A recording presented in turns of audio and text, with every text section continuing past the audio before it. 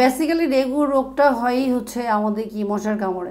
যদি রোগটা হয়ে যায় সেক্ষেত্রে অবশ্যই দেরি না করে আমরা হচ্ছে দ্রুত চিকিৎসকের পরামর্শ মতো টেস্ট করে জানতে পারি যে আসলে আমাদের ডেঙ্গু হয়েছে কিনা। এখন যদি বলেন যে পথ্যের কথা, অ্যাজ এ ডায়েটিশিয়ান আমি বলবো যে পথ্য এই সময়টাতে কিন্তু আমাদের যেহেতু জ্বর আসে, আমাদের স্বাভাবিকভাবে শরীরে অনেক পেইন থাকে, আমরা কিন্তু খাবারের যে বিষয়টা থাকে আমরা খুব বেশি ভালোভাবে খাবার গ্রহণ করতে পারি না, এবং যেটা হয় যে আমাদের কিন্তু বমি ভাবও থাকে, অরুচি হয়। তো যার কারণে আমরা বলেছি একটু লিকুইড টাইপের খাবার খেতে, যেমন আপনি ডাবের পানি খেতে পারেন, বিভিন্ন ধরনের ফলের রস খেতে পারেন, স্যুপ যেন আমরা যদি একটু মুরগি দিয়ে বা ডিম দিয়ে একটু সবজি স্যুপ করে খেতে পারি মিক্সড করে, সেটাও ভালো কাজে লাগে। পাশাপাশি হচ্ছে যে আমরা একটু দুধ ও দুগ্ধ জাতীয় খাবারও কিন্তু খেতে পারি যদি অন্য কোনো সমস্যা না থাকে।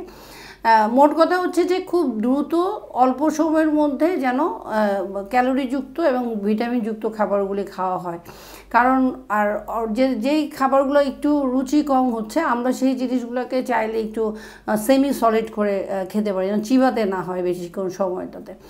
আর আমরা অবশ্যই সকল নিউট্রিশনের উপরে জোর দেব, কারণ ডেঙ্গুটা কিন্তু আসলে যেটা হয় যে মানুষের শরীরটাকে একটু দুর্বল করে ফেলে। তো আমরা সেক্ষেত্রে কিন্তু সকল রকম পুষ্টি উপাদানের কথা বলি, যে আমরা protein, fat, carbohydrate, vitamin, minerals যা আছে সব কিছুই কিন্তু সকল রকম খাবার থেকে আসবে। তো আমরা সেই পথ্য পরিকল্পনা একজন ডায়েটিশিয়ানের মাধ্যমে করে নিতে পারি। যেহেতু এটাতে প্লাটিলেট কম থাকে, যার কারণে হচ্ছে রক্তের বিষয়টা আমাদের খুব খেয়াল রাখতে হবে। অবশ্যই আমাদের আয়রনযুক্ত খাবার খেতে হবে।